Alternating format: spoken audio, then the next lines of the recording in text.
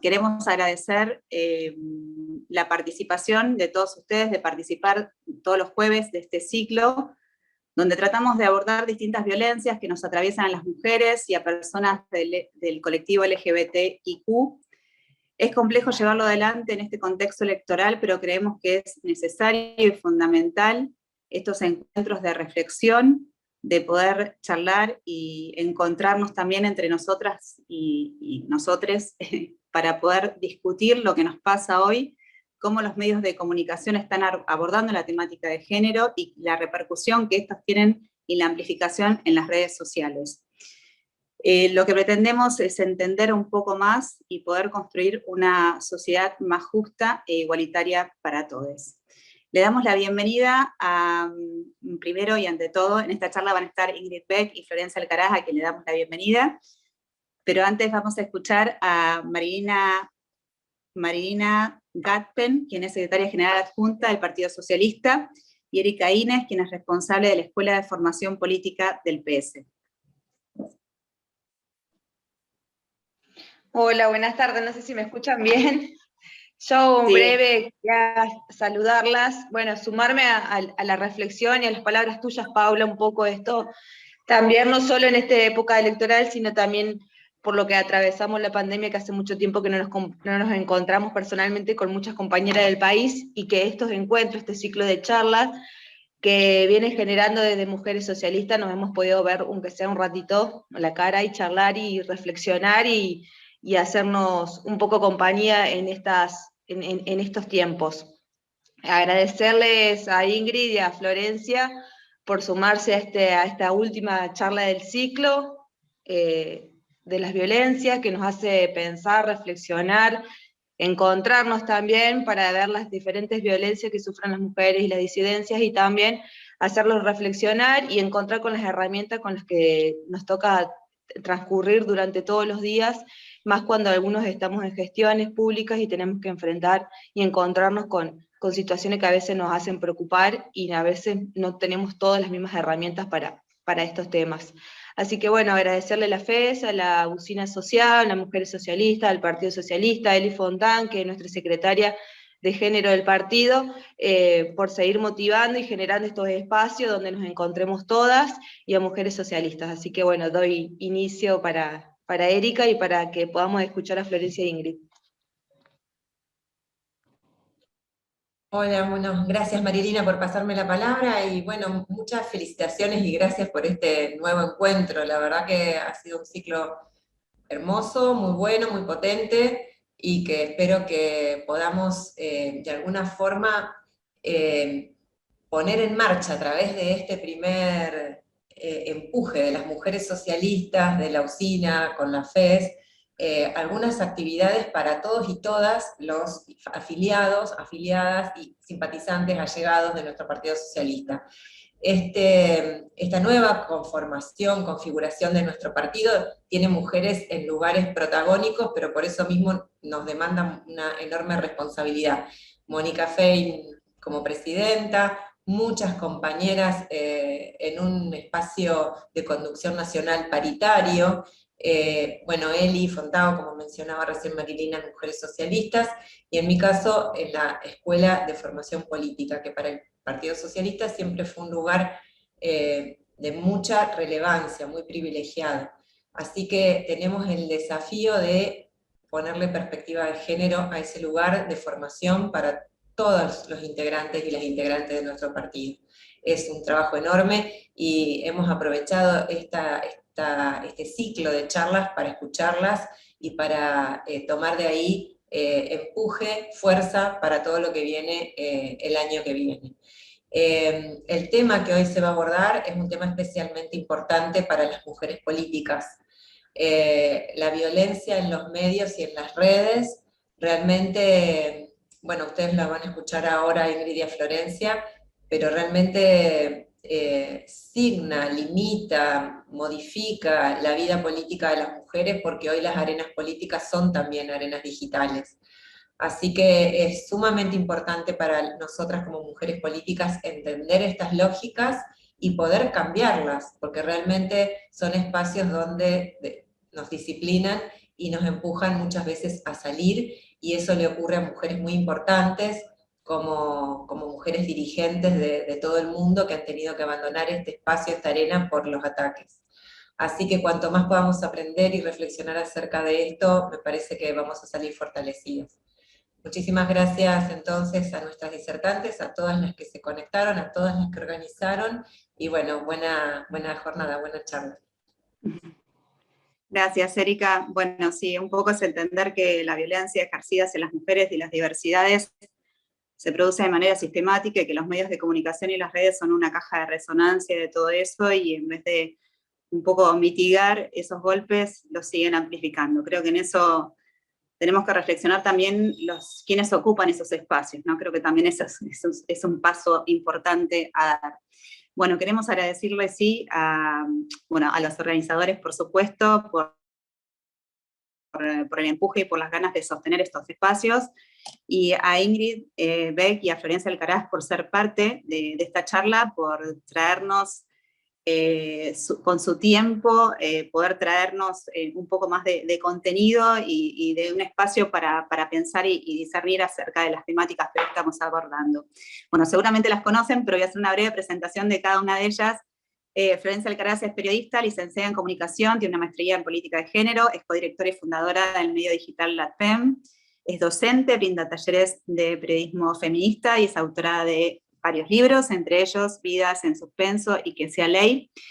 Ingrid Beck es periodista, guionista, es escritora, participa activamente de varios programas y medios de comunicación en general, es conductora de radio, activista de los derechos de las mujeres, y fue una de las organizadoras de Ni Una Menos, es también autora de libros junto a Paula Rodríguez y Inútil para Madres Primerizas, y junto a Alejandro Feinboim, Auxilio Somos Padres. Así que, bueno.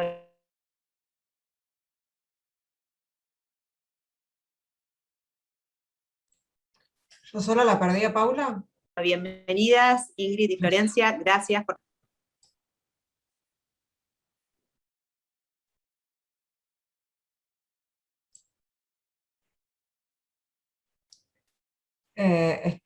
¿Están todas ahí?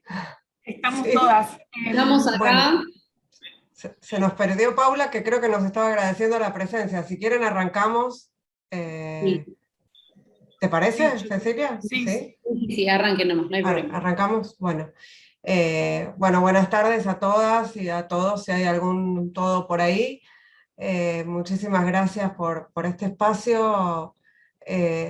Lo que vamos a hacer con Flor, primero lo que quiero es agradecer este espacio y agradecerlo de corazón, porque estamos en un momento en el que los feminismos y las feministas estamos bastante replegadas, la pandemia nos ha desarticulado, nuestro espacio siempre fue la calle, fue estar juntas, como decía al principio Marilina, esos espacios de saludarnos, ¿no? Al principio, antes de algún encuentro, y hoy estamos todavía dispersas, entonces estos encuentros, aunque sean virtuales, sirven un poco como umbral para volver a los encuentros presenciales, para pensar en volver a las calles, para pensar en rearticular esas redes y para volver a poner en agenda los temas que nos interesan, que salvo excepcionalmente, bueno, en el caso del socialismo santafesino tiene mujeres feministas a la cabeza de las listas, pero esto no ocurre en general en ningún lugar del país, así que la lectura es que realmente estamos en retroceso en ese sentido, por eso me parece importante este espacio y nutrirlo cada vez más de contenido, como decía Erika hace un ratito. Lo que vamos a hacer es, armamos una presentación conjunta, porque con Florencia trabajamos juntas, las periodistas feministas solemos trabajar juntas, tenemos tenemos proyectos en común, con Florencia nos unen un montón de cosas desde 2015, porque juntas participamos en la organización de Ni Una Menos, y lo que armamos es una presentación que reúne un poco todos los temas de esta charla. Yo voy a empezar hablando de lo más básico, que tiene que ver con la violencia simbólica y cómo se construye esa violencia simbólica. Probablemente para muchas de ustedes esto sea un tema conocido, pero nos parece importante poner énfasis en eso, porque hablamos siempre de desigualdad estructural. Entonces, si no hablamos de por dónde empieza, difícil que podamos llegar a la situación en la que estamos hoy y que tiene que ver con la violencia en las redes, ¿no? Entonces, un poco como introducción, vamos a hablar de la violencia simbólica y de la violencia en los medios, y luego entonces Florencia se va a ocupar un poco más de la violencia política y contra las periodistas feministas en las redes sociales. Bueno, voy a compartir una presentación.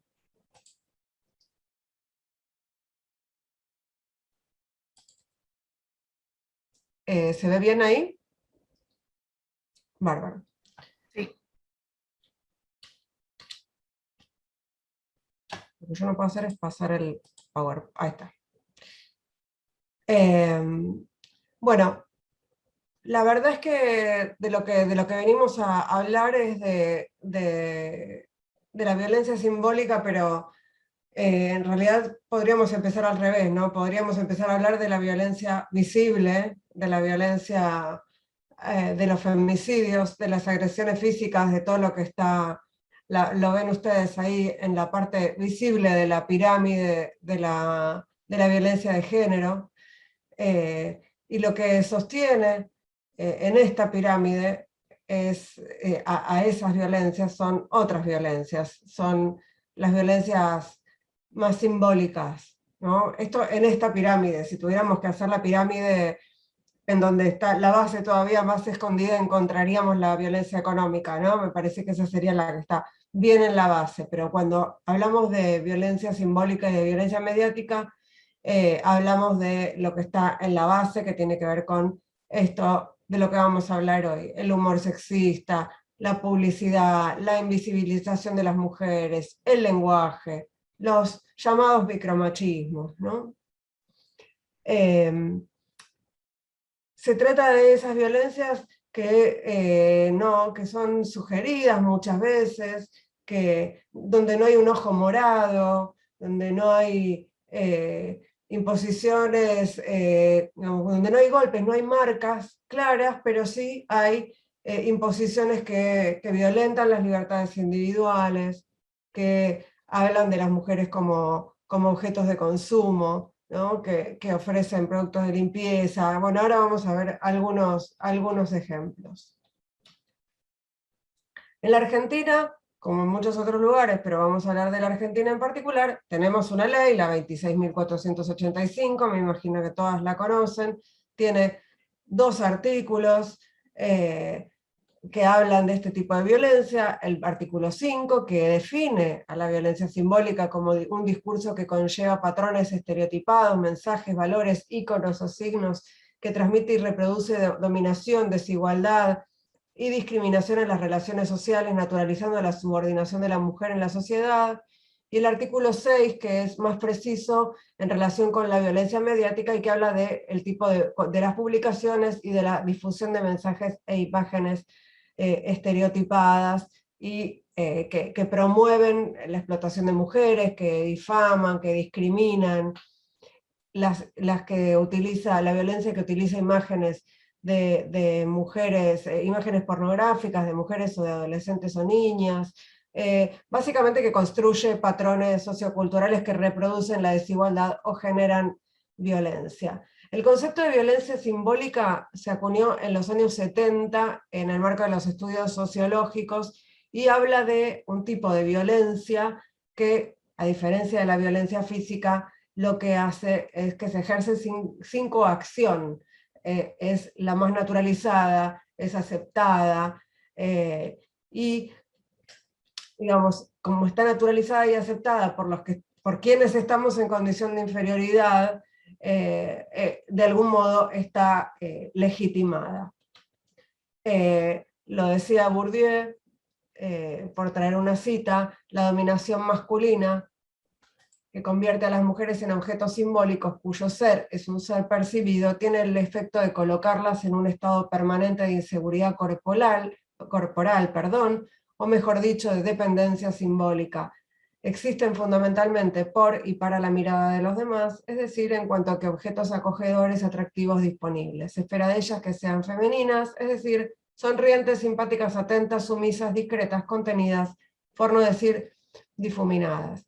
Es interesante porque esta cita de Bourdieu, que puede parecer vieja para muchas de nosotras que venimos trabajando en el activismo y que somos feministas, nos reconocemos feministas, aplica absolutamente a muchas, digamos, aplica absolutamente, creo yo, a la mayor parte de la sociedad, porque todavía los feminismos estamos en construcción, ¿no? Y en muchos casos aplica también a nosotras mismas como feministas, porque también estamos en un proceso de construcción y sabemos que es una práctica cotidiana, así que esto es un trabajo de todos los días. ¿Qué pasa cuando buscamos violencia de género en Google? Pasan estas cosas. Lo primero que se nos viene a la cabeza es lo mismo que es lo primero que aparece en Google. Es la cara de una mujer generalmente blanca, ¿no? Con el ojo morado por un puñetazo. Es una representación de, digamos, es la representación de la violencia física directamente sobre el cuerpo de la mujer, que se supone casi siempre blanca y de clase media. Es un cuerpo femenino que es golpeado o asesinado. Pero digo, esta es una de las primeras búsquedas de Google, aparecen estas imágenes. Esta violencia es lo que hace, lo que provoca las denuncias, lo que tratamos de erradicar con leyes que nunca son suficientes, lo que reclamamos que se termine, pero otra vez, lo que decía al principio, ¿qué es lo que produce este tipo de violencia física directa? ¿Qué es lo que lo permite? Bueno, entonces tenemos que pensar en un tipo de violencia mucho más complejo y más sutil. Porque frente a los casos de violencia física o material, hay un agresor que se puede identificar, ¿no? Hay, no, a veces se puede pensar en que se está avanzando en erradicarla, que hay, ¿no? Como que se puede avanzar en eso. En el caso de la violencia simbólica, el sujeto que enuncia la violencia no es material, ¿no? Y muchas veces es invisible, entonces tiene esa función de dominación tan fuerte. Y es una de las violencias por razones de género más difíciles de identificar. Son mensajes que circulan en el interior de la sociedad y que, por supuesto, son amplificados por los medios de la comunicación. Por los medios de comunicación. Están tan naturalizados que a veces no solamente no los podemos reconocer, sino que además a veces se los vincula, por ejemplo, con tradiciones, o con identidad cultural, o con prácticas cotidianas. Podemos pensar que ya en la conferencia de Beijing en 1995 se identificó la violencia simbólica y se advirtió sobre la proyección constante de imágenes negativas y degradantes de la mujer, y se habló de que esto era un asunto de Estado. 25 años después, 26 años después, la situación no está mucho mejor. En 2020, con el aislamiento, la situación de el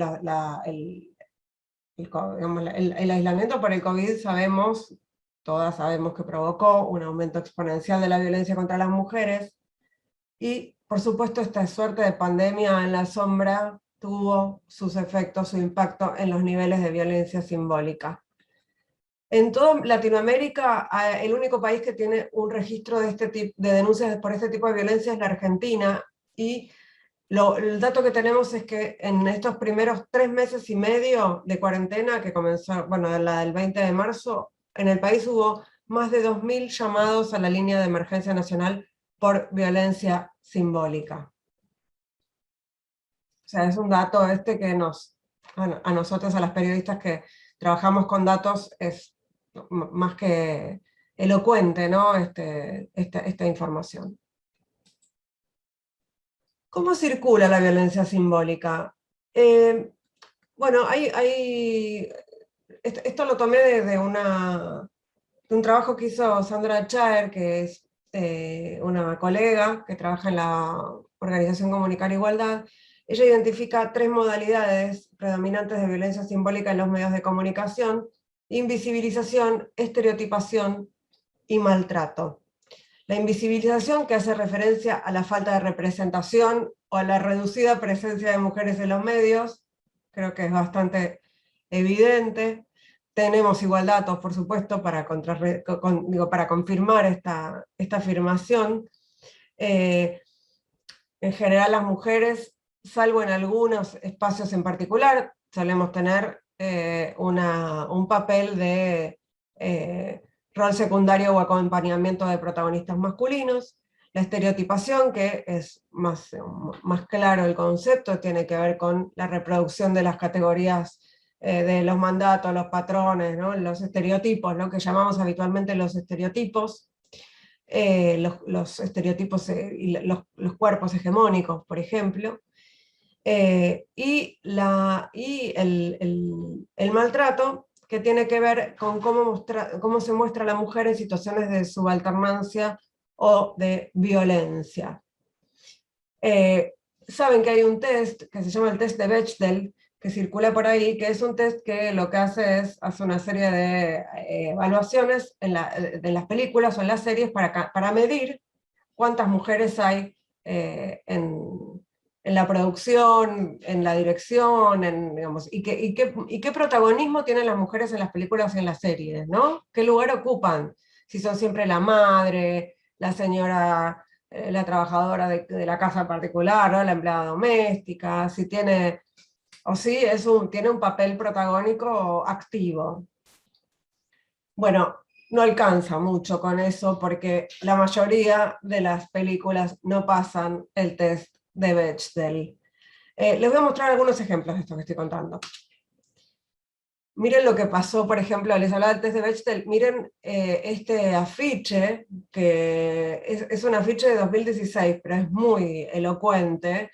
Es un afiche de la película de X-Men Apocalipsis, que estaba en la vía pública en Los Ángeles y en Nueva York, y recibió y circuló mucho en redes sociales, y lo que mostraba era esto, o sea, estaba Mística siendo estrangulada por el antagonista, y la frase dice: solo los fuertes sobrevivirán.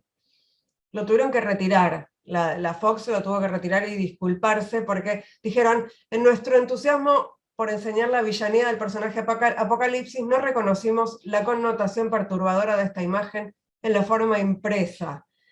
Y encima lo que estaban diciendo es que su preocupación era por la imagen del villano y del tipo, y no estaban preocupados para nada por la imagen de la mina, ¿no? De Mística.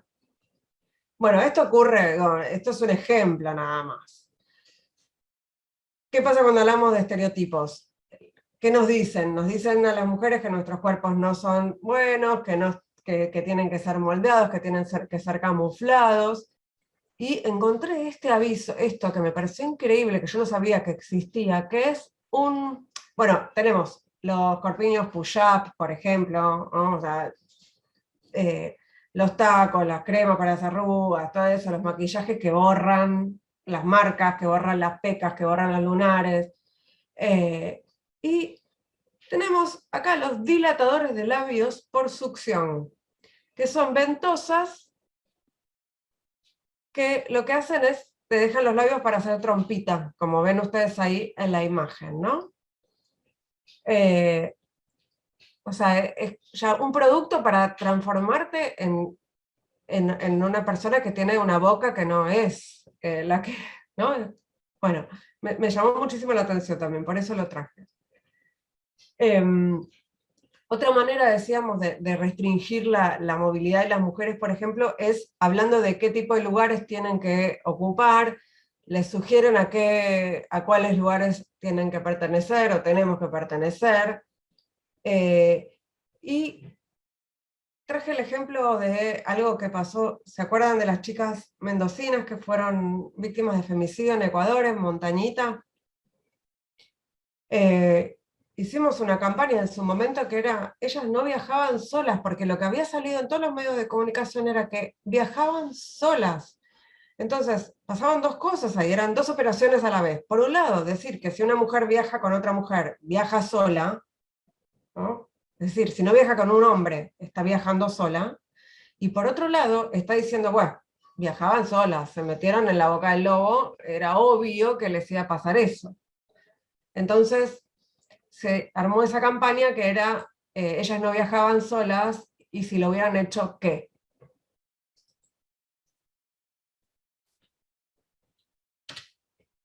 Bueno, esto es bastante reciente. El año pasado, si mal no recuerdo, la Secretaría de Comercio Interior, en ese momento a cargo de una mujer, de Paula Español, multó a los laboratorios ELEA por esta publicidad sexista de Agarol Pur, este laxante, que mencionaba la panza chata como uno de los beneficios y lo asociaba con lo saludable, cuando obviamente no necesariamente eso es saludable.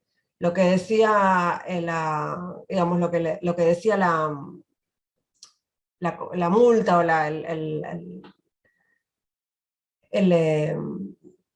el comunicado, perdón, de la Secretaría decía que ejerce violencia simbólica contra las mujeres, ya que las imágenes y afirmaciones del anuncio construyen patrones estereotipados de la mujer. Y yo voy a hacer acá un disclaimer y voy a decir que más allá, digo, no juzgo el trabajo de Paula Español como secretaria de Comercio Interior económicamente, pero estoy segura de que este tipo de demostración o este tipo de comunicado, este tipo de multa, apareció desde la Secretaría de Comercio Interior porque a cargo estaba una mujer feminista. No creo que Feletti haga nada por el estilo, pero bueno, por ahí estoy prejuzgando. Lo que tiene también digamos, este producto además mentía porque hablaba de, modificó un nombre comercial que era anterior y además incluía la denominación natural cuando no hay ninguna característica en la composición del producto que indique que ese es un producto de origen natural, ¿no? Y acá tenía un video para que vieran, ahí está, a ver si lo podemos ver, porque esta publicidad fue tremenda, una publicidad de un banco, la publicidad del HSBC, bueno, a ver si lo puedo pasar. ¿Se ve? ¿Se escucha? ¿Ni se ve, ni se escucha? Se ve, pero la imagen sin movimiento y sin audio. A ver, voy a ver si puedo resolver lo del audio. La otra vez lo resolví. Bueno, creo que igual funciona sin audio. Voy a tratar de ver si lo pueden ver, si avanza, ¿sí? ¿Ahí avanza? No, para nada. Qué pena. A ver si puedo compartir la pestaña. Bánquenme un segundito.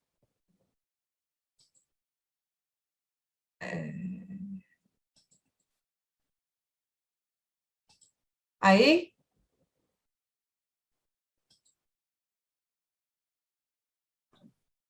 Ahí se ve. Va Ahora sí. avanzando, sí. Ahí sí.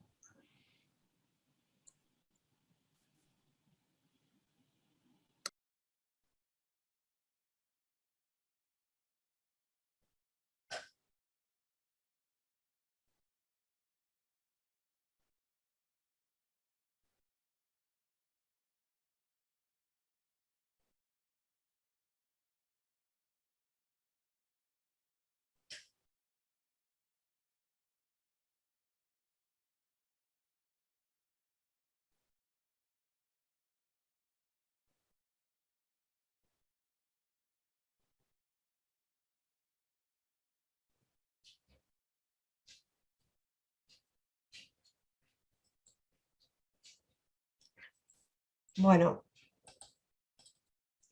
¿Qué pasa cuando se hace una publicidad por gente que no tiene ni la menor idea de lo que está haciendo, ¿no?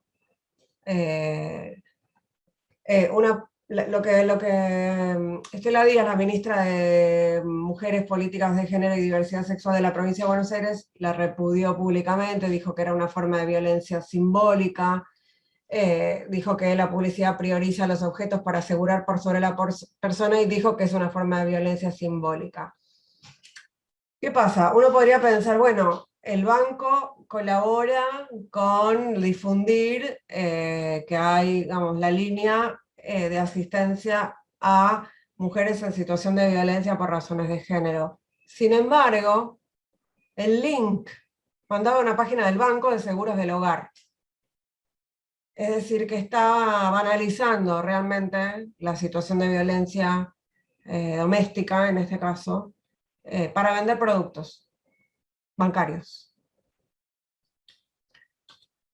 Bueno, y tenemos acá también una etapa que generó mucha polémica, entre comillas, porque yo no le veo polémica, para mí es un horror, pero bueno, pongamos que hubo discusión, en donde se mostraba a la hija de la reina Máxima, esto también para que veamos que nadie se salva, ¿no?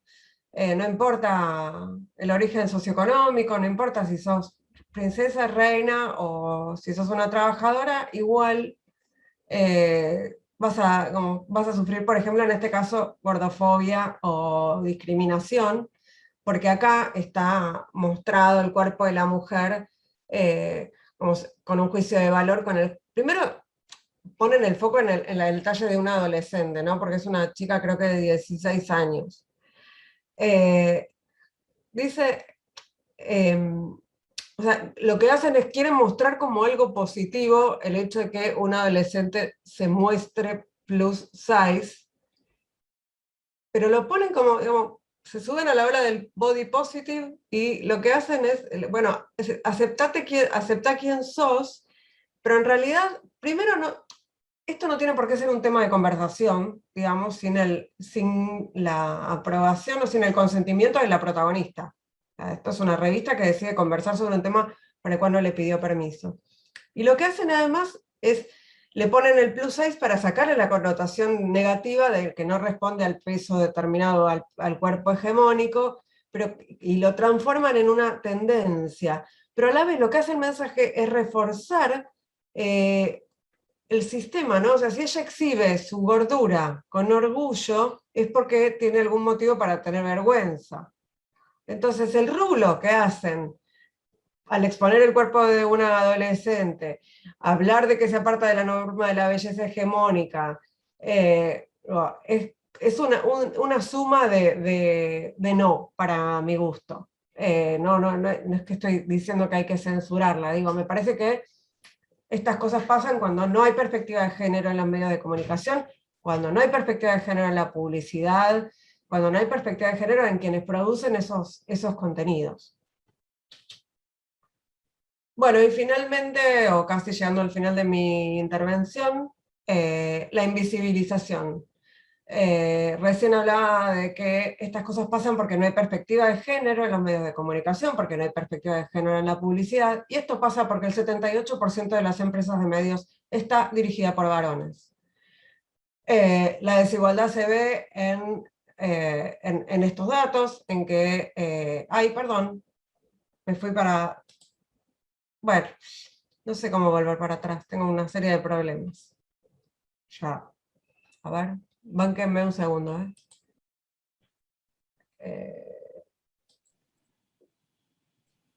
No, con la flechita para atrás sí, del curso. ahí va.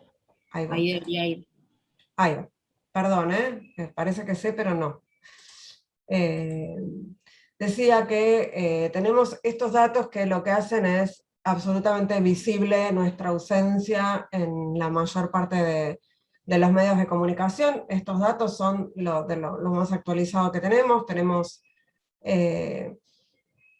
un aumento en 5 años de 5 puntos en el aumento de las voces de mujeres como voceras expertas, que es muy poco. Tenemos esta brecha entre las personas que trabajan en empresas periodísticas y quienes estudian comunicación, ¿no? Ahí hay una brecha enorme entre quienes se reciben en las carreras de comunicación y quienes efectivamente consiguen trabajo, que creo que es una brecha que se puede rever, o se puede constatar en casi todas las otras actividades. y la visibilidad de las mujeres como reporteras aumentó un 3% en comparación con 2015. Un 3%. No llegamos más. Ahora van a ver cuánto nos falta. 67 años para cerrar la brecha promedio de la igualdad de género. Estamos mejor porque la brecha mundial son 135 años, aumentaron 35 años durante la pandemia, creció 35 años la brecha, así que estamos como queremos, ¿no? Lo que pasa es que no queremos esperar 67 años, la verdad, no queremos esperar 67 años. Entonces, estamos pensando en acciones para transformar los medios, acciones afirmativas como la ley de equidad de género en los medios, sobre todo en los medios públicos. Son todas relativas, ¿no? O sea, son propuestas que nosotros tratamos de impulsar como en cada área, como las mujeres en la política impulsan la paridad dentro de los partidos y como la impulsaron transversalmente en las distintas legislaturas del país y en la legislatura nacional. Una serie de ideas y medidas para empujar la participación y la perspectiva de género en los medios de comunicación y cerrar la brecha de desigualdad y sobre todo ir a una comunicación inclusiva y con perspectiva de género, ¿no? Bueno, creo que acá ya le paso la posta a mi compañera. Flor, vos me vas avisando cuando quieras que pase la diapo, ¿sí? Dale, gracias, Ingrid. Bueno, me toca esta parte que tiene que ver con la violencia en las redes sociales, que hablamos de violencias, por supuesto, machistas, de violencia política también, me parece que hay que pensar ahí una definición, y bueno, antes de empezar, quería agradecer en la misma línea que Ingrid por el espacio, porque estos son temas que a pesar de que nosotras lo tenemos conversado, porque como decía Ingrid, trabajamos juntas y las periodistas feministas tenemos nuestros espacios en red, la verdad que esta agenda de la violencia política y la violencia machista en redes sociales contra las periodistas feministas está bastante subestimada, entonces necesitamos espacios de la política, de la cultura, de donde sea, en que se empiece a hablar de este tema. Necesitamos también nosotras mismas empezar a hablar de este tema porque hasta lo tenemos lamentablemente muy naturalizado de alguna manera, como pasa con la violencia machista en general, como si fuera parte del juego, como si fuera parte de la dinámica, y bueno, la verdad que estamos intentando desarmarlo y que eso no suceda, pero necesitamos más espacios para hablar específicamente de la violencia en las redes. Y también para hablar de la violencia simbólica, esta introducción que hacía Ingrid, esta primera parte, me parece que es también clave porque todavía no reconocemos el daño que genera y cómo, como decía Ingrid, sostiene el resto de las violencias en general, el impacto que tiene.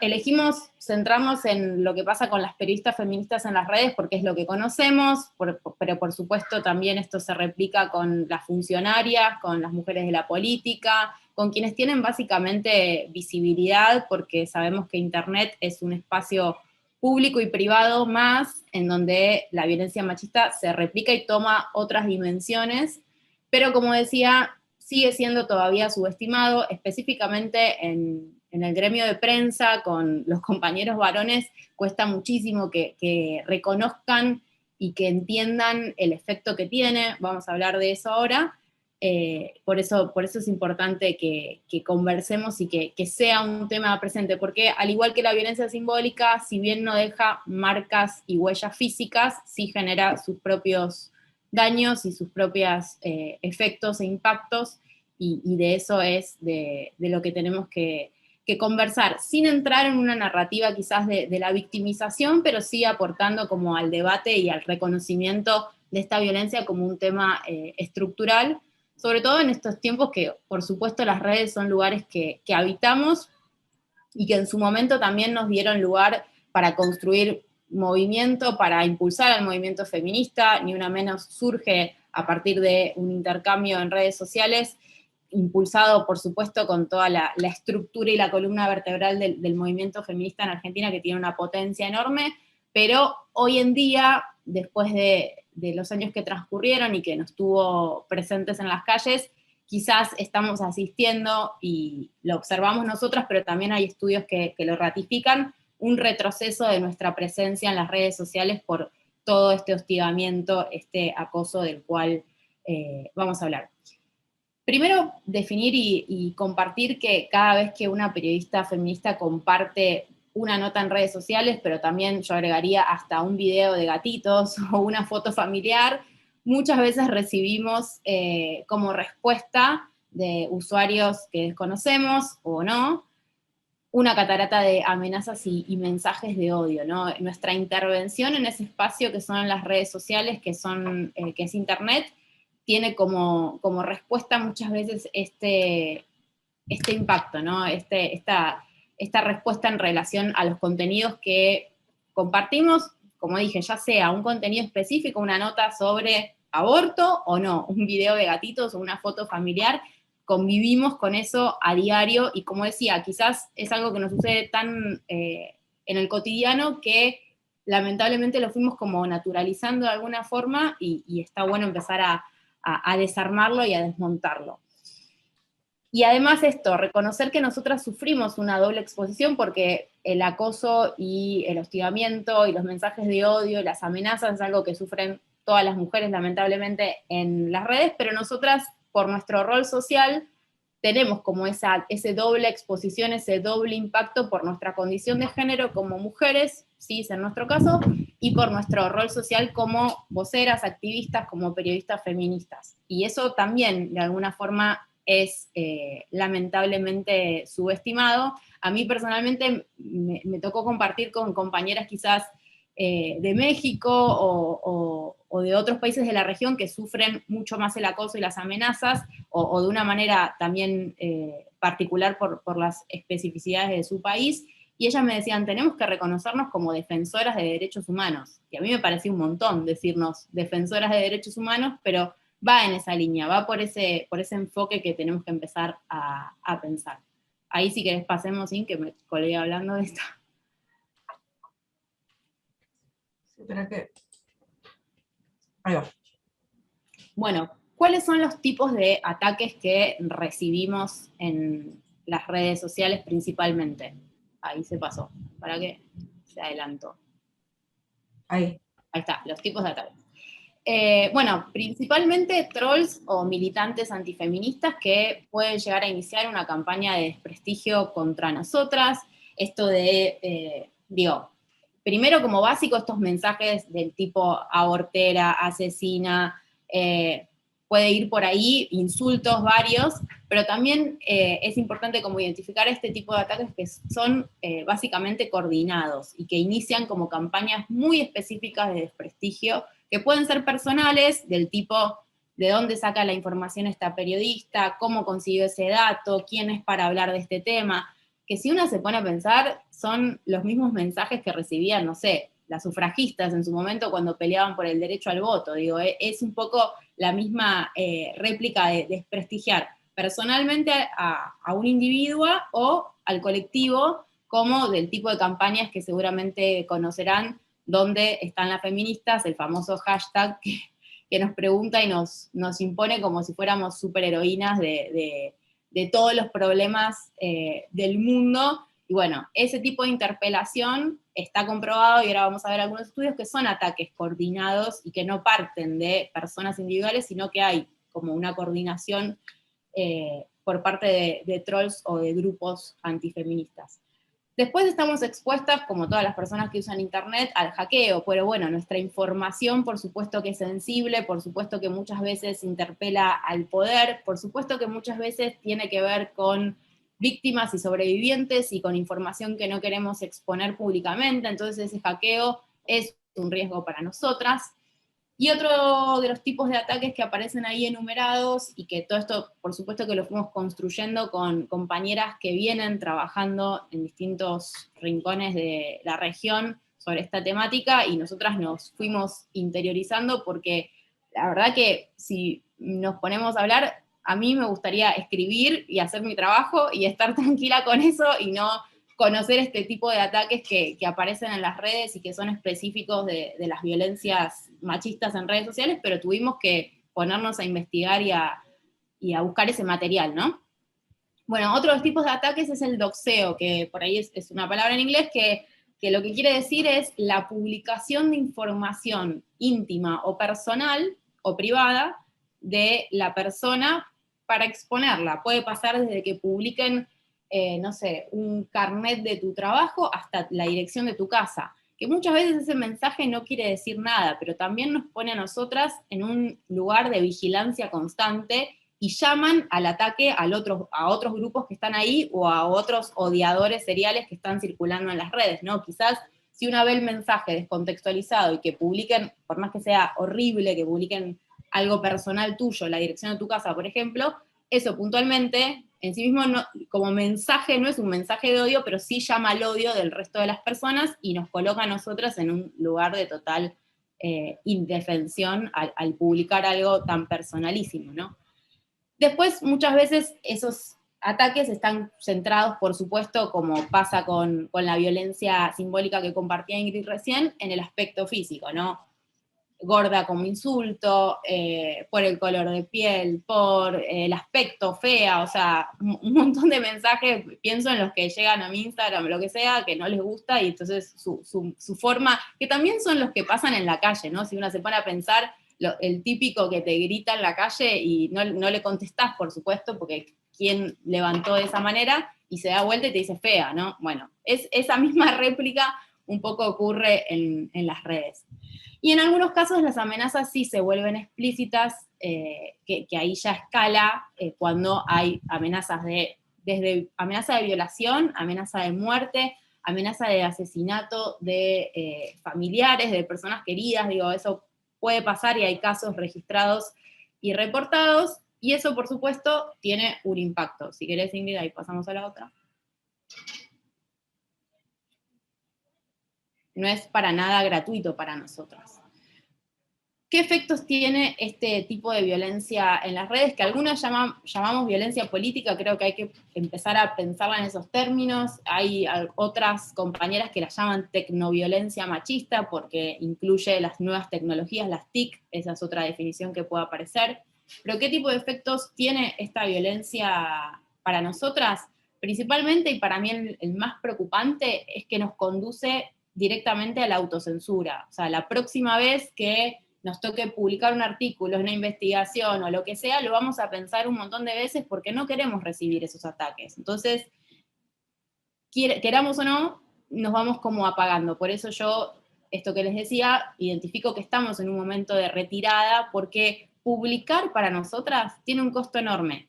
Insisto, sin ponerme desde una narrativa de la victimización ni ponernos a nosotras, pero de verdad tiene un costo enorme porque además de pelearnos con editores, con todos estos que recién mencionaba Ingrid, que hacen a la pirámide de los medios de comunicación, cuando llegamos a publicar recibimos muchos ataques. Entonces tiene un costo enorme y muchas veces cuando esto se vuelve sistemático termina conduciendo a lo que es la autocensura.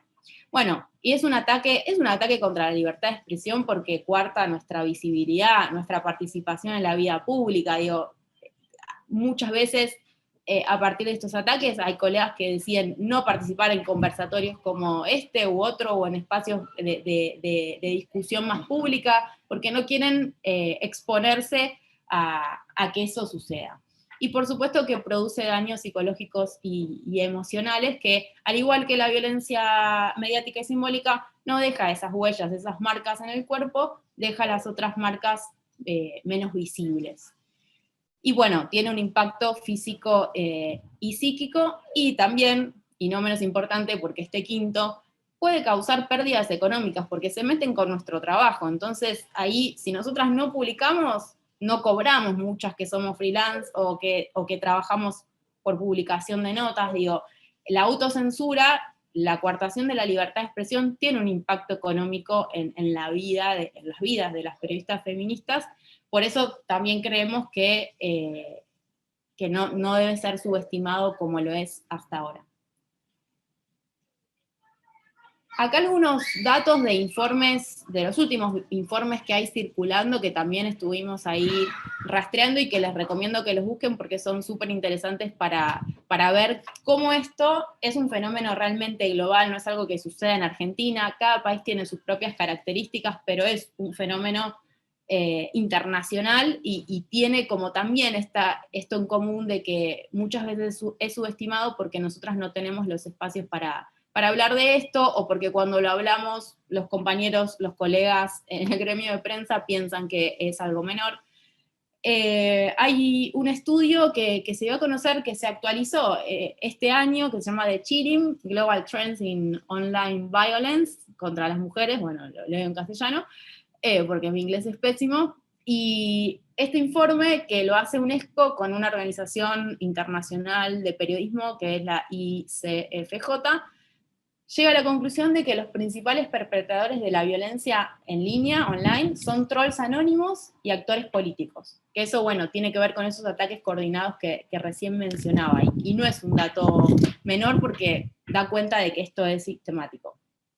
Después hay un estudio que hizo The Guardian, también para poder reconocer este tipo de violencia, y que registra de que de los 70 millones de comentarios que habían dejado en su página web, desde el año 2006, descubrieron que de los 10 o de los 10 colaboradores más atacadas, 8 eran mujeres, de las cuales 2 eran lesbianas. Bueno, acá hay datos que dan cuenta y son como evidencia de lo que estamos diciendo y de que no es un problema menor. Y después un último estudio que dice que las periodistas reciben en promedio 3 veces más comentarios inapropiados o insultantes que sus colegas varones en las redes sociales, y que esa violencia tiene efectos disuasorios porque genera esto que decíamos, autocensura, vergüenza.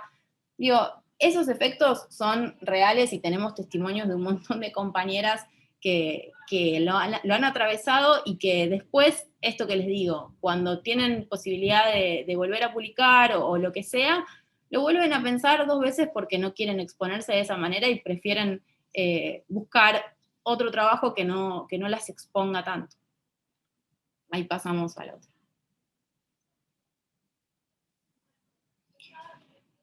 Bueno, ¿qué podemos hacer ante este tipo de violencia machista en las redes, las periodistas feministas? Ahí enumeramos algunas de las opciones, también un poco para sistematizar y para que esto sirva para otras que atraviesan esta situación. Primero, reconocerla, la gradualidad de la violencia, igual que con la violencia machista en general, es importante reconocer de qué grado de violencia estamos hablando. Si son insultos, si es un acoso, si es una amenaza explícita, como el tipo de ataque que nombrábamos antes, si es un trolling, si es un odio viral, alguien inició una campaña de desprestigio y eso después se viralizó y se convirtió en una campaña, si es doxeo, esto que les mencionaba, que es la difusión de información que es personal o que es íntima, si nos están extorsionando, que es algo que puede también pasar, si hay un robo de identidad, que esto también es recontra común, que aparezcan cuentas falsas con los nombres o los rostros de las periodistas feministas en las redes sociales o en Wikipedia, o suplantación de identidad o creación de perfiles falsos, esto también, de crear un perfil paralelo o entrar a hacerse pasar por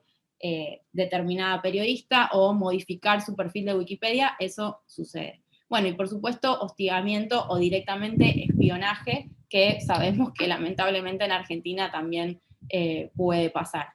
Bueno, después de reconocerla, creemos que un paso importante es documentarla, que también es el consejo que dan todas las expertas, todas las organizaciones que trabajan este tema.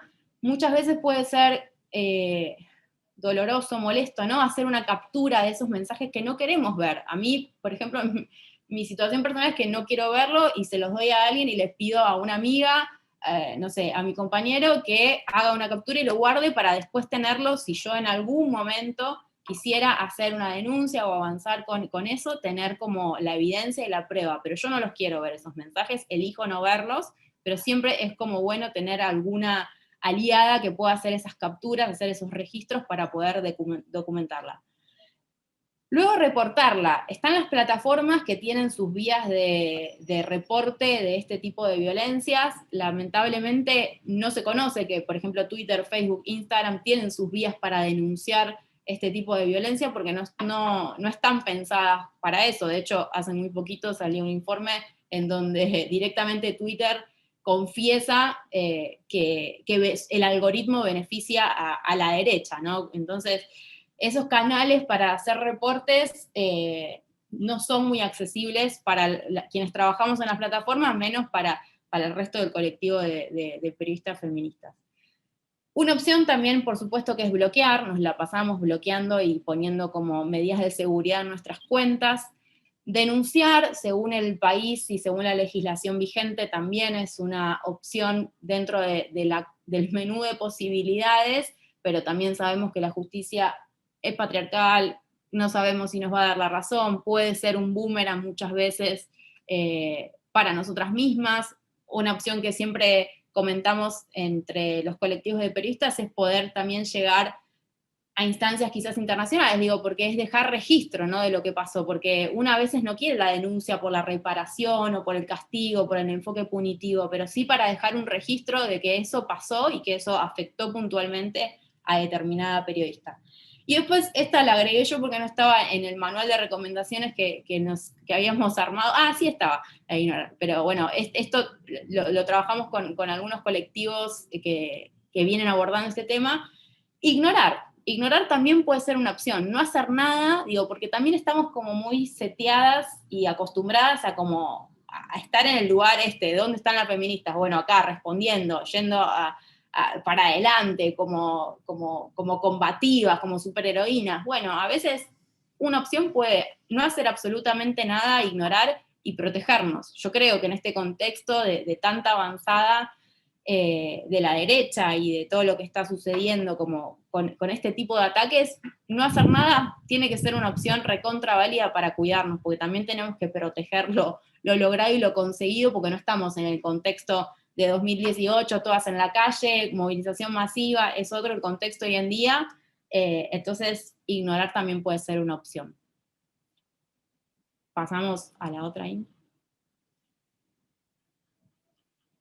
Bueno, así como Ingrid compartía qué podemos hacer con los medios, cómo transformarlos, qué podemos hacer con las comunicadoras atacadas, que esto también me parece importante compartirlo con ustedes, que muchas vienen de la política, digo, también crear alianzas y hablar de estos temas es fundamental, poder pensar y crear espacios que sean seguros de escucha, porque a veces las que son atacadas no quieren hablar en cualquier ámbito, no quieren dar una entrevista en la televisión contando cómo fueron atacadas. Por ahí esa no es la estrategia. Les cuento una anécdota chiquita que hace poquito me pidieron hablar de este tema para un canal de afuera, y me pedían que yo muestre los mensajes que me llegaban a mis redes sociales cuando me atacaban o me insultaban, y que me filme una cámara con mi reacción leyendo esos mensajes. Eso es todo lo que no hay que hacer, todo lo que se desrecomienda, digo, no queremos ver esos mensajes. Quizás hay compañeras que sí, pero me parece que al igual, el mismo tratamiento que tenemos con las víctimas de violencia en general, tenemos que tenerlo con las comunicadoras que son atacadas. Entonces, generar espacios seguros de escucha es realmente importante para empezar a conversar.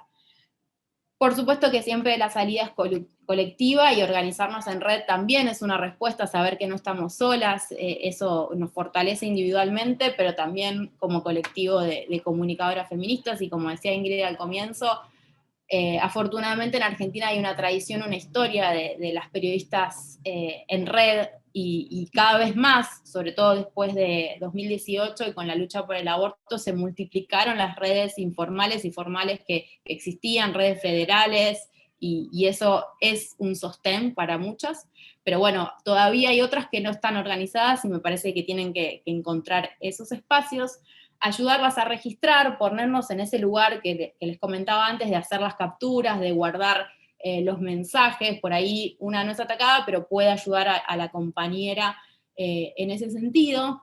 Pensar junto con otras, yo ahí sumaría junto a otras disciplinas y junto a otras mujeres también que son atacadas en las redes, pensar las estrategias, enviar mensajes de apoyo públicos o privados también puede ser una de las formas de acompañar, Y como ya lo dije muchas veces, no subestimar el problema porque ocurre en el ámbito digital, ¿no? Como si el ámbito digital fuera un lugar a no tener en cuenta, porque eso no se puede trasladar a la vida analógica y no genera ningún daño, ningún impacto. Bueno, no hay que subestimarlo.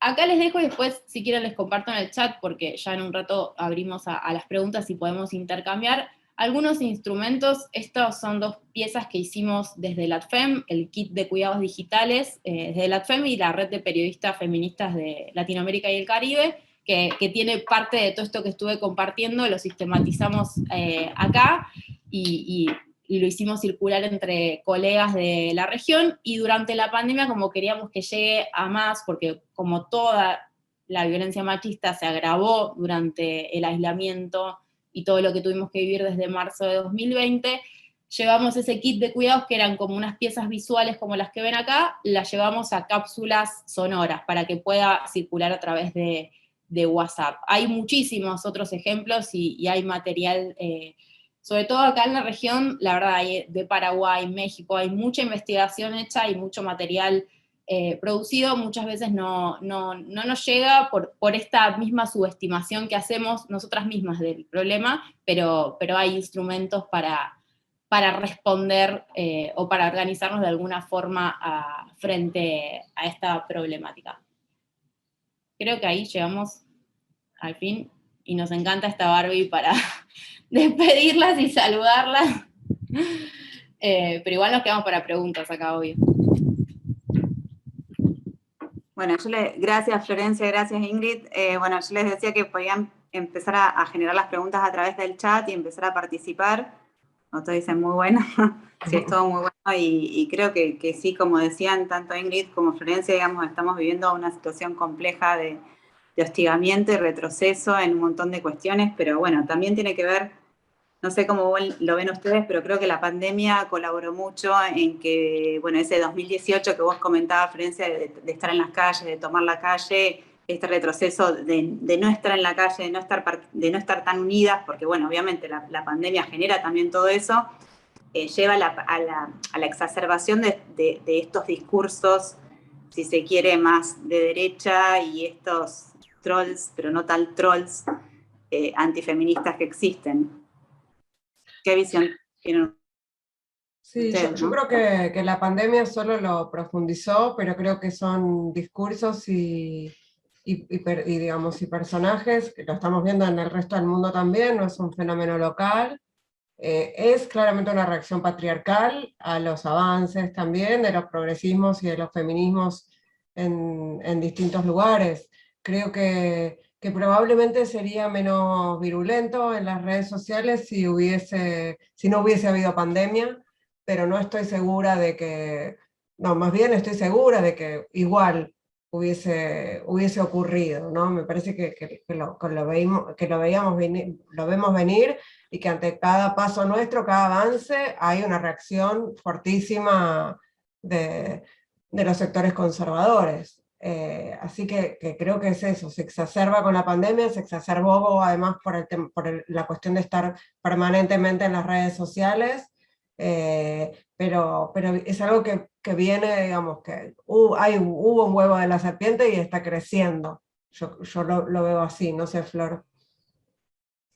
Sí, coincido totalmente, y también que las feministas lo veníamos advirtiendo, ¿no? Como también esa subestimación estaba dentro de la política tradicional, porque creo que, sobre todo después de Ni Una Menos y con el primer proceso de discusión del aborto en 2018, veníamos como advirtiendo este tipo de reacción, y bueno, creo que era encapsulada a que se oponían a los temas de las mujeres, ¿no? A la agenda de género únicamente, pero nosotras, ahí creo que tenemos claro que van en contra de la democracia, porque también el feminismo fortalece a la democracia. Entonces, sucede que todos estos esfuerzos en contra de desprestigiar nuestra lucha van por ese lado. Sí. Totalmente, tiene que ver con eso de los derechos humanos, realmente Es así. Hay una pregunta de Marcela que tiene que ver cuál es la opinión de ustedes sobre la crítica al feminismo periodístico u organizacional de la arbitrariedad en el tratamiento de casos de estupro o violencia según el actor involucrado pertenezca al progresismo o no. Yo no la termino de entender bien la pregunta, No, creo, pero tampoco. es un poco ¿dónde están las feministas? ¿Por qué cubren estos casos y no? Sí, no sé si va por el lado de ahí. Siempre el periodismo feminista es cuestionado por el lado del sesgo, ¿no? De por qué tienen como una parcialidad. Y ahí me parece que un poco hay que dejar esa vieja idea de la objetividad, de la neutralidad, como que todo eso ya lo hemos abortado, y creo que el periodismo feminista va por el lado de construir, de hecho, pactos más transparentes con las audiencias, porque dice con claridad los posicionamientos que tiene, para dónde va, cuáles son sus objetivos. Después, sobre algunos casos específicos, ahí no sé si terminé de entender bien la pregunta, pero digo, muchas veces, tener en cuenta la precarización laboral de nuestro gremio y específicamente de nosotras, y las dificultades que tenemos para estar insertas en los medios de comunicación en general. Digo, a veces puede pasar el prejuicio de que ¿por qué no cubrieron este caso o no tienen esta nota sobre este caso? Y fue porque no estábamos dando clases o teniendo 1000 trabajos para sobrevivir, no sé. Sí, y en otros casos es porque en los medios en donde trabajamos no hay voluntad de publicar esas cuestiones, ¿no? No todas nosotras decidimos sobre nuestros contenidos, ni sobre qué se publica y qué no.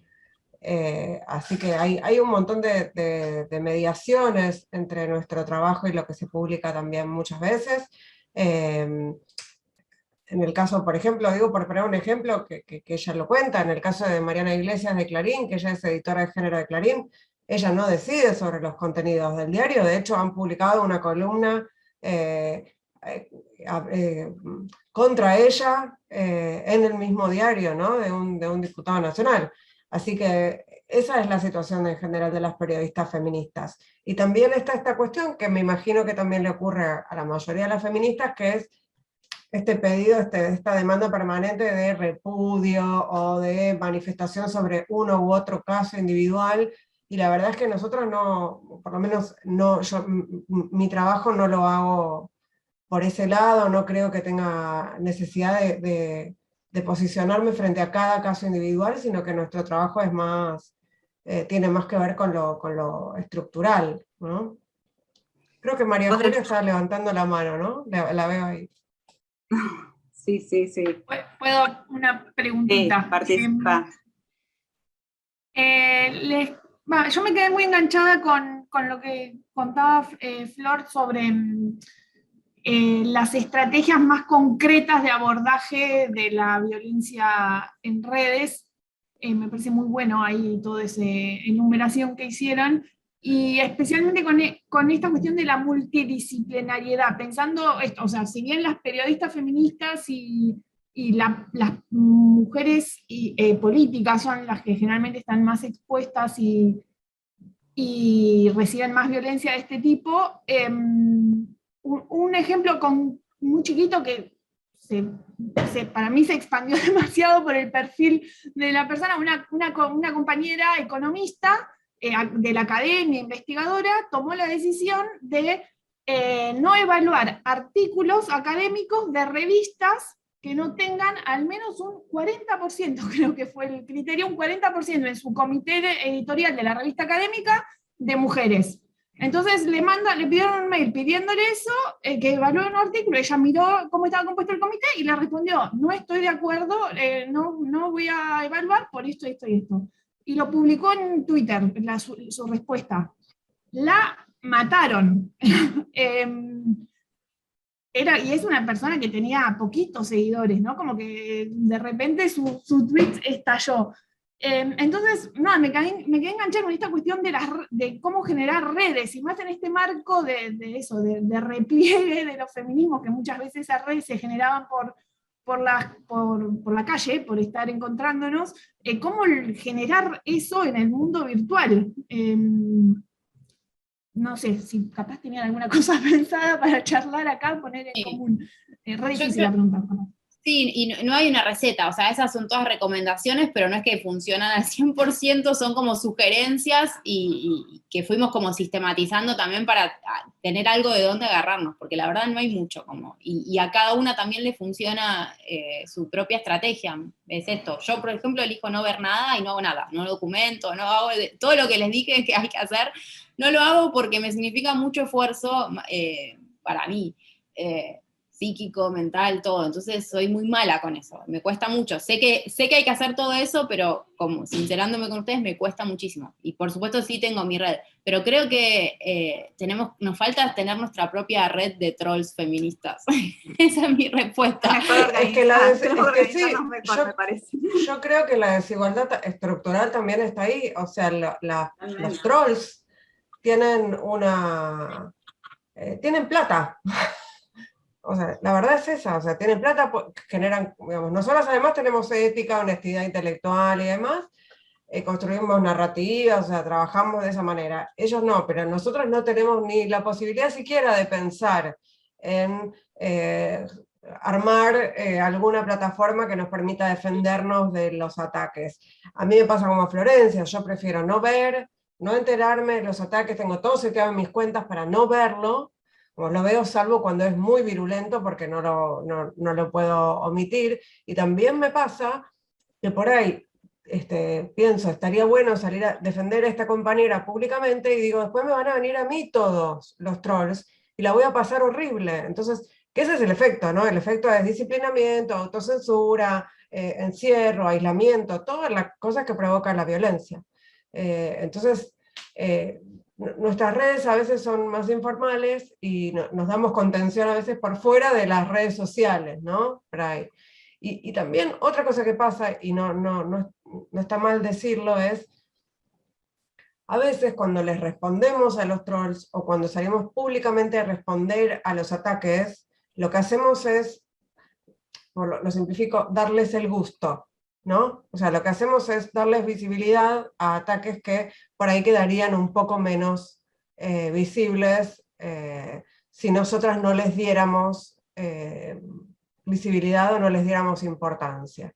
Porque lo que muchas veces buscan estos personajes, reales o falsos, es justamente hacerse visibles para generar más interacciones y para que el ataque crezca. Sí. Acá decía Julia también, bueno, pensaba en tantas que abandonan las redes o publican poco para no ser maltratadas. Recordaba a la alcaldesa de Barcelona, Ada Colau, que se fue de Twitter. Sí, y La Ofelia mayoría Fernández también. También, claro, sí, porque fue Sí, que la política, la legisladora porteña más joven de la historia de Argentina se haya tenido que ir de Twitter es una pauta de alerta enorme, digo, porque también pasa lo mismo en esta, perdón que insista con la subestimación, pero cuando Ofelia asumió tuvimos un montón de notas y de medios internacionales mirándola y apoyos y demás, pero cuando se fue de Twitter no hubo tanto acompañamiento ni de la política tradicional ni del propio feminismo, digo, ahí hay que hacer como una autocrítica porque realmente es gravísimo, es una voz pública joven, feminista que está fuera de las redes. Sí, representa una generación que obviamente se mueve a través de las redes. Twitter es un espacio fundamental. Y cómo, digamos, pensando en lo que se viene, digamos, cómo pararse, a ver, algún mensaje a lo mejor un poquito más esperanzador de dónde pararnos o cómo ubicarnos o cómo empezar a trabajar de esto si no nos encontramos personalmente, si generamos una red de redes, digamos, si las leyes que tenemos por las cuales empezar a trabajar, como esta ley que vos decías, Ingrid, de empezar a trabajar sobre la equidad de género en los medios, ¿no? Esta organización, estamos un poco desorganizadas, creo, ¿no? ¿Cómo lo ven ustedes? Sí, la ley de equidad de género en los medios es una ley nacional que se va a aplicar como se puedan aplicar las leyes, ¿no? Como ya sabemos, las leyes que tienen que ver con los cupos, con las acciones afirmativas, tardan en aplicarse. Es un paso posible, digamos, todo lo que son acciones afirmativas son pasos posibles. Yo sí creo que hay que reorganizarse y tender redes reales, no necesariamente virtuales, entre periodistas, políticas, abogadas, digamos, todas las que estamos las que tenemos posibilidad de amplificar los discursos y consensuar narrativas que sean narrativas feministas y en las que podamos acordar, aunque no necesariamente estemos de acuerdo en todo, ¿no? Pero algunas cuestiones que tienen que ver con cómo vamos a contar los feminismos y qué agenda vamos a llevar, qué agenda pública vamos a llevar, porque no tenemos acuerdos sobre eso, por ejemplo.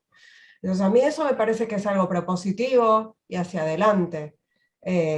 Nosotras venimos trabajando en eso y venimos pensando en eso y nos parece, y lo comparto también con ustedes, que la agenda feminista tiene que ser la agenda del trabajo, la agenda de los cuidados, la agenda de la autonomía económica. Me parece que esa es la agenda que deberíamos, digo deberíamos entre comillas, ¿no? o que estaría bueno empezar a discutir. Porque nos unía la interrupción voluntaria del embarazo, que ya es un logro, ahora hay que monitorearlo, trabajarlo, pero bueno, se vienen otras agendas, tenemos que consensuar otras agendas para poder avanzar, me parece, todas juntas. Todas las feministas progresistas, qué sé yo, no sé si vamos a coincidir todas, pero bueno. No, ya, yo creo que eso, que el rol de la política en esto y de los políticos, las políticas, los candidatos y candidatas, digamos, en estas instancias de, bueno, de presentación de propuestas, creo que ninguno, por lo menos públicamente, no se escucha nada, digamos, y eso también asusta un poco, ¿no? Que esté tan fuera de agenda cuando es un tema fundamental y central en decisiones para esto, por una sociedad más justa, más equitativa, más igualitaria. No sé qué perspectiva tiene usted en relación a esto, a los políticos y a las políticas, cómo están trabajando estas temáticas, cómo...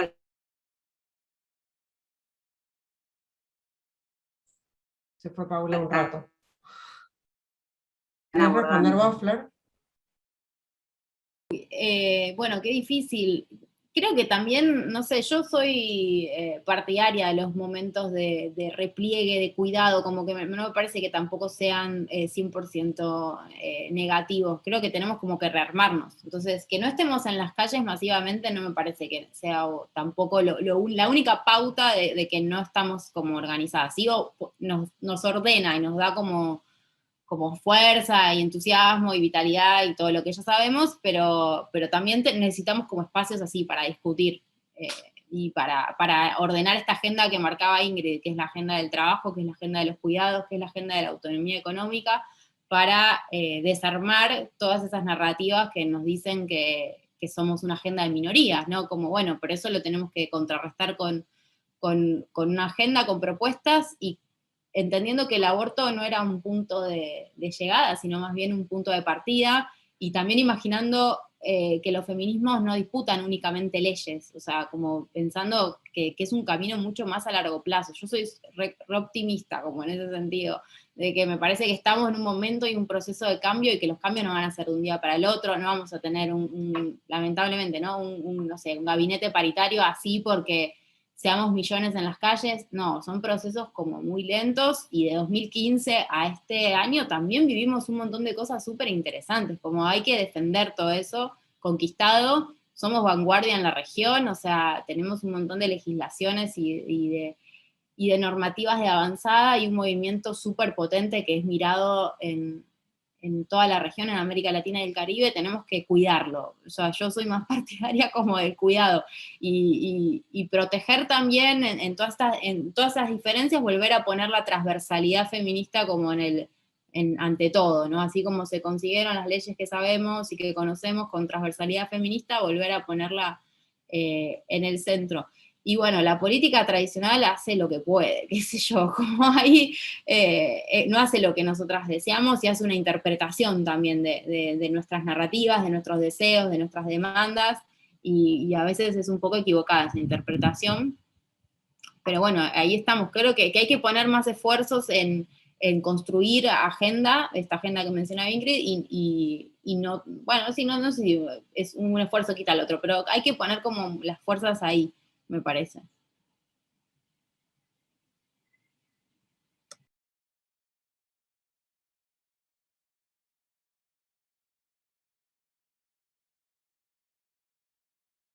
Yo voy a aprovechar para hacer otra pregunta. Y ustedes, a ver, creo que es interesante lo planteado, pero también, bueno, toda la lucha del proceso que se dio en el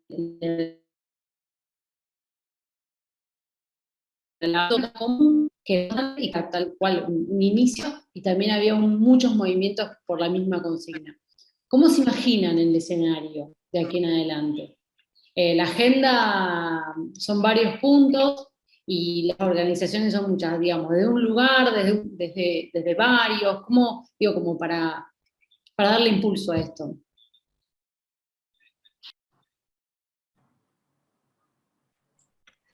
No sé quién se anima.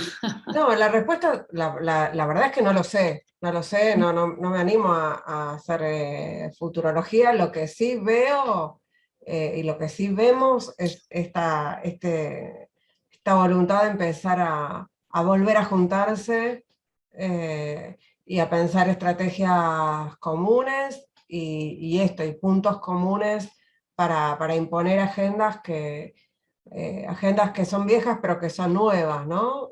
Para los feminismos argentinos. Pero bueno, eso nos va a llevar un tiempo de articulación y de debate hacia adentro de las organizaciones y hacia afuera de las organizaciones, y a nosotras también construir las narrativas para poder comunicar todas esas cosas, que no es fácil. Nosotros venimos juntándonos y pensando, y digamos, por ejemplo, pensando en la agenda de los cuidados, cómo comunicar la importancia, lo sustancial que es para achicar la brecha de desigualdad, hablar de la agenda de cuidados, y sin embargo nos damos cuenta de que nadie entiende, fuera de las feministas, qué son los cuidados. O sea, nosotros pensamos que sí, pero no.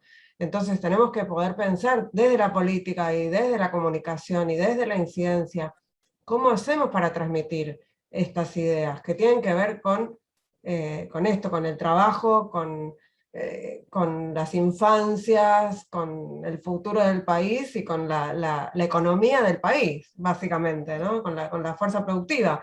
Pero ¿cómo hacemos para comunicarlo y que se entienda?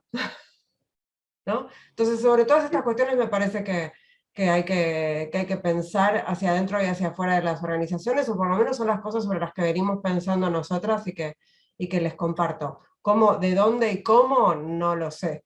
Me parece que estamos como todavía un poco en proceso de reflexión, pero no sé, por ahí alguien tiene la posta y nos la puede contar.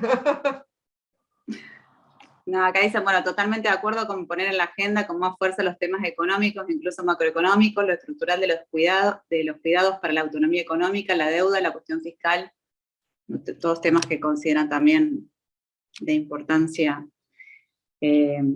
para ponerlos en la agenda, ¿no? Bueno, no sé si alguna otra pregunta quedó dando vueltas. Bueno, por ahora nada más. Bueno, La veo Ingrid, Ana María parece que está levantando la mano, ¿no?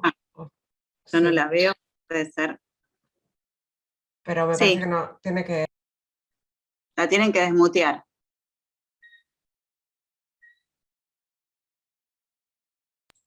No sé si pueden desmutearse o...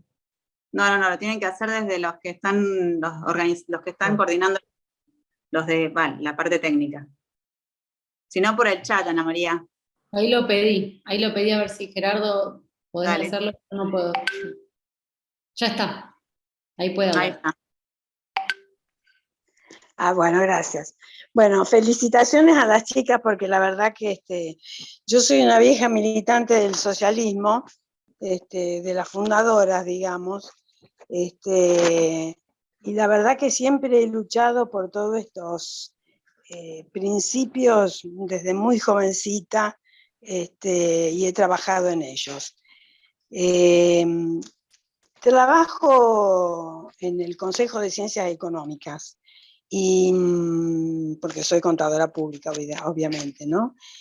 Y lo que hemos logrado, fui 8 años presidenta, a través de ese trabajo se creó la Comisión de Género y Diversidad. Y ahora me atreví, por los años que tengo, y todavía me escuchan, la Federación de Consejos Profesionales de Ciencias Económicas está toda integrada por hombres. Y empecé a dar una batalla ahí, y la verdad que, bueno, ahora se decidió convocar a una reunión de mujeres, de colegas, digamos, de todo el país. Con lo cual creo que es positivísimo. Yo pienso que los encuentros masivos son buenos, con ello hemos logrado lo que no hubiésemos podido lograr, pero las cosas pequeñas también que podemos hacer nosotros en los lugares donde estamos, dando la batalla de ello, me parece que es importantísimo. Y creo que eso va a ayudar a modificar la realidad que tenemos. Es un pensamiento, no sé qué opinan las chicas al respecto.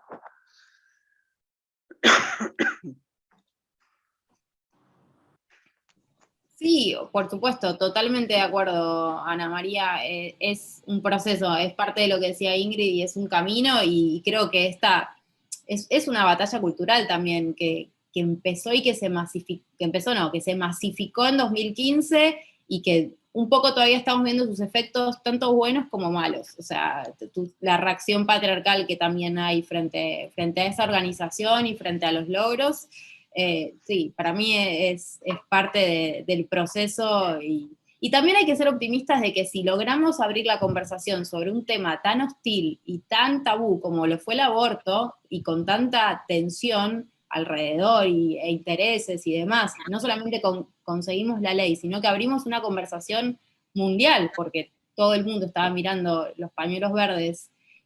¿Cómo no vamos a poder construir una narrativa y un mensaje sobre la importancia de la autonomía económica, de los cuidados y su aporte al sistema productivo y a la vida de las personas? Digo, en eso, perdón si estoy como demasiado optimista, pero me parece que si pudimos con el aborto no solamente conseguir la ley, sino que se entienda que es un tema de salud pública, de derechos humanos, de justicia social, y además logramos la ley, logramos convencer a diputados, senadores, a que se conversen en mesas, en los espacios de la vida cotidiana.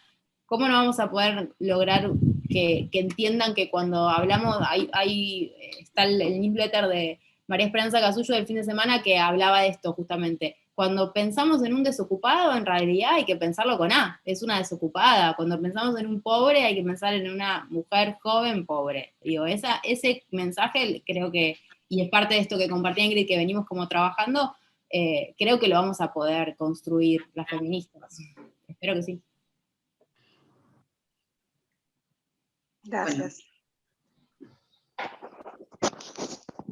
¿Alguna pregunta más para Ingrid o para Florencia? ¿Algo más que podamos compartir? Bueno, si no hay más preguntas, bueno, primero, muchísimas gracias, Ingrid, muchas gracias, Florencia, muchas gracias por todo, muchas gracias por todas las que participaron en este ciclo de charlas. Le agradecemos desde la usina, desde Mujeres Socialistas de Argentina, desde FES.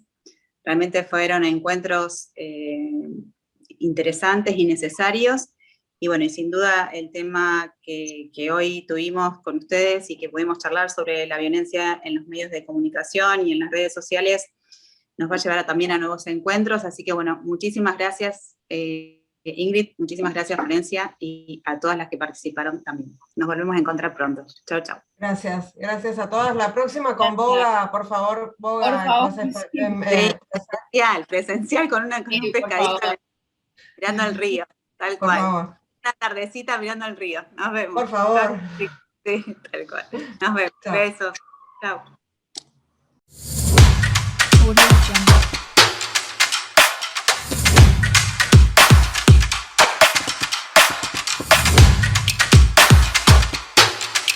Audio Jungle.